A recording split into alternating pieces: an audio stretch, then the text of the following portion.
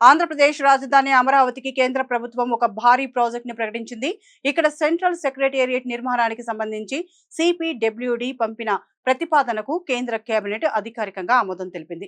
దీంతో అమరావతిలో 2534 కోట్లతో అధునాతన సెంట్రల్ సెక్రటేరియట్ నిర్మాణానికి పూర్తి స్థాయిలో రంగం సిద్ధమైంది. ఈ భారీ ప్రాజెక్టు బడ్జెట్ లో భాగంగా కామన్ సెంట్రల్ సెక్రటేరియట్ భవన సముదాయం కోసం 1299.8 కోట్లు, కేంద్ర ప్రభుత్వ ఉద్యోగుల వసతి కోసం నిర్మించే నివాస సముదాయాల కోసం 1234.91 కోట్లు కేటాయించి వెచ్చించనున్నారు. ఈ కొత్త కామన్ సెంట్రల్ సెక్రటేరియట్ లో కేంద్ర ప్రభుత్వానికి చెందిన వివిధ కీలక కార్యాలయాలు కొలువు తీరనున్నాయి. అలాగే అమరావతి కేంద్రంగా నిధులు నిర్వహించే ఉద్యోగుల కోసం మెరుగైన వసతులతో కూడిన మల్టీ స్టోరేజ్ నివాసాలను నిర్మిస్తారు.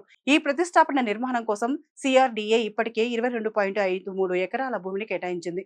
ఇందులో 5.53 ఎకరాల్లో సెక్రటేరియట్ భవనాన్ని, మిగిలిన 17 ఎకరాల్లో నివాస సముదాయాల నిర్మాణాన్ని చేపట్టనున్నారు.